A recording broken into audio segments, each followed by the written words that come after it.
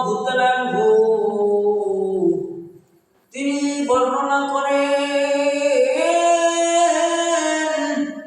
একদিন আমরা সাহাবীরা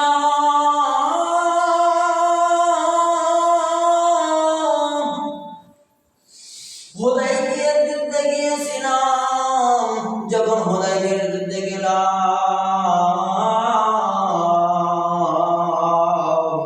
তখন আমরা ওখানে পানি আমাদের কাছে ছিল না। তখন আমরা কি করলাম, আমরা তখন রাসূল সাল্লাল্লাহু আলাইহি ওয়াসাল্লামকে তখন বললাম, ইয়া রাসূলুল্লাহ, ইয়া হাবিবাল্লাহ, নবীজি, আমরা তো কুয়া থেকে এমন পানি উঠাইছি, এই কুয়াতে আর কোনো পানি অবশিষ্ট নাই। ইয়া রাসূলুল্লাহ, ইয়া হাবিবাল্লাহ, নবীজি, আমাদের কাছে কোনো পানি নাই। এবার নবীজি বললেন, সাহাবীরা রে, তোমাদের কাছে যেহেতু পানি নাই, তোমরা আমাকে এক পেয়ালা অর্থাৎ এক ভান্ডাতে তোমরা পানি দাও, তোমরা একটি ভান্ডাতে পানি দাও।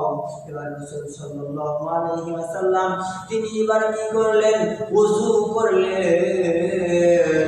এবার ওযু করার পরে এবার তিনি কি করলেন, মুখে পানি নিলেন, নেওয়ার পরে এবার যখন নবীজি কুলির পানি এবার যখন ওই কুয়ার ভেতরে কূপের ভেতরে যখন নবীজি ওই কুলির পানিটা দিয়ে দিলেন, দিয়ে দেওয়ার পরে এবার বলতেছেন, সাহাবীরা রে,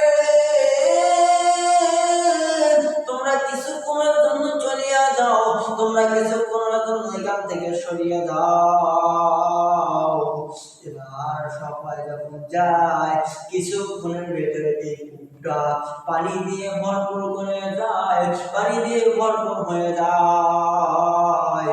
তখন জাবের রাদিয়াল্লাহু তাআলা আনহুকে সাহাবায়ে কিরাম প্রশ্ন করলেন, সাহাবী রে,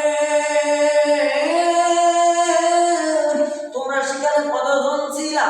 এবার জাবের রাদিয়াল্লাহু তাআলা আনহু জবাব বলেন, আমরা সেখানে 1400 সাহাবী ছিলাম। এগুলা হলো নবীর মুজিজা, নবীর অলৌকিক ঘটনা। এগুলা কোথায় পাইবেন আমি আপনাদেরকে জানিয়ে দিয়ে যাই। আপনারা এই ঘটনাগুলি, এই মুজিজাগুলি, নবীদের অলৌকিক ঘটনাগুলি আপনারা কোথায় পাইবেন? শ্রী নামে একটি বই আছে, এই বইয়ের অধ্যায়ের ভেতরে আপনারা পাওয়া যাইবেন। এই বর্ণনা করেন জাবের রাদিয়াল্লাহু তাআলা আনহু।